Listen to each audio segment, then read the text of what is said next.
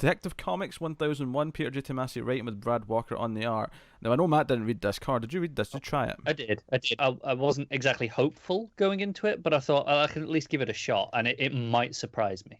Yeah, well, this is the weird thing, is Tomasi can pull out good issues. It's just that his story in 1000 really, was a whimper for us. It turned me off. The story before that started off with a couple of strong issues and then just dwindled.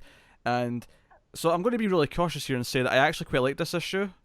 This is the best issue that's run so far, comfortably. But I'm worried because I'm worried that there's going to be 2 or 3 good issues and then it's going to dwindle into nothingness. Yeah, that's my fear as well. Can I make a bet of who Arkham Knight is? Sure. I think it's Anarchy. Okay. It's a fair guess. So, but okay. You'll have to let me know. So the plot of this is that all the bats in Gotham drop dead. Right? We open Gordon's... Not the bat family, actual bats. Actual bats, yes. Gordon's in like a playground in the park and there's just dead bats everywhere. But he's go to the Batcave and Batman's got the same problem. So he experiments on them. He's trying to figure it out. And then eventually he goes to Langstrom's wife. Because it mentions Kirk Swath with the Justice League Dark. So, Francine, thank you. Look at you remembering her first name. I know DC canon. Like, that is my thing. This is a Bat character though, Matt. Yeah, I know. I'm very familiar with the Bat family. Thank you. Just because Bruce drives me nuts. Like, he's my stepdad that I constantly remind, you're not my dad. That's my relationship with Bruce Wayne. You know? Yeah.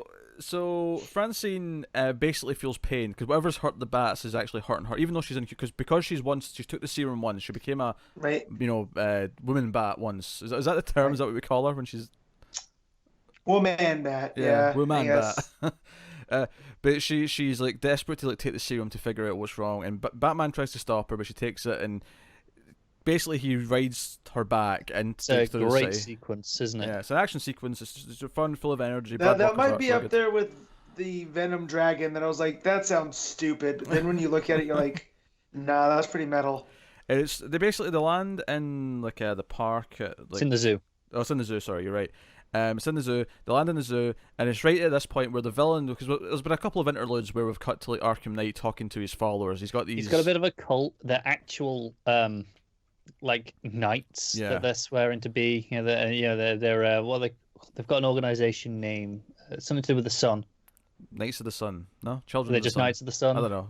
I can't remember. But what they do is it's basically like the sort of scene where like you see a nuclear bomb go off, but it's not a nuclear bomb. It's actually they've launched like a sun, like basically an artificial sun into the sky. But it's a miniature sun. Yeah. But when it first goes up, it looks kind of like it's not a mushroom cloud. It's more of a flat explosion. But it looks kind of dangerous. Yeah. So at first, Batman's like shit. Alfred, get the the radiation folk, get a radius set up, and it's like, no, it's just light. It's just light. Yeah. There's nothing dangerous, but I checked. It was Knights of the Sun. Yes. It's a very unimaginative name, but okay. Well, what I like about this is that it's just putting Batman like out of his element because now it's daylight all the time. Yeah. Right. Yeah. And the stuff with I like the mystery of the bats, the actual mystery of what's happening to them is pretty cool. The idea that it immediately took him to a Langstrom, the idea that we're really going down that avenue right away, that was a fun action scene. And then them attacking, they're well trained, they're all ambushing Batman. Batman goes to swing towards the sun and see what's going on, and his line gets cut, and he's like, "What the hell's happening?" Most people can't do that. Yeah. And then all these actual, knights show up. They've got swords but shooting arrows, and they've got but the arrows are piercing his armor, and their armor is just deflecting all of his like batarangs and stuff. Yeah, and they beat him down a bit with a lot of arrows and shit, and then the final page is Arkham Knight with his foot in his head, and it's like next time Arkham Knight standoff, and I'm like, I actually quite like this issue, and I'm almost a little bit annoyed because I actually came into this thinking if I hate this issue, I'm probably going to drop it, but I like this issue quite a bit, so I'm like, shit. I did. This would have been a much better introduction to Arkham Knight. It would have been, yeah, it was so much better. This is kind of a little bit Azrael feeling with the Order and the Knights. So let me just tell you. So as I said, Knights of the Sun, kind of like you could have come up with an imaginative name. In Latin, it's Equitum Solis. So that sounds way cooler, doesn't it? Right? Yeah. Come on, Tomasi. Knights of the Sun. That sounds like a dayman who's a fighter of the night man, champion of the sun, master of karate and fun for everyone. I need to watch that show at some point. I've only seen like 2 episodes. Oh, you're missing out. It's fantastic. Say, man. I can't do it. Let's move on swiftly. Art was pretty good. Art was fantastic. I think for me, it's the best the art's been since Tomasi took over. And it's Monkey? No, I like Mankey, but this was Brad Walker. Yeah. Okay. It's a lot cleaner. But I think it suits the book a bit better, to be honest. Well, if you're throwing Batman in the sun, then you kind of don't want Monkey, who relishes in shadow work, you know? So yeah, I guess we're being positive on Detective, and I'm cautiously looking forward to 1000. I'm a little bit annoyed that I am. Yeah? Yeah, because this was pretty good.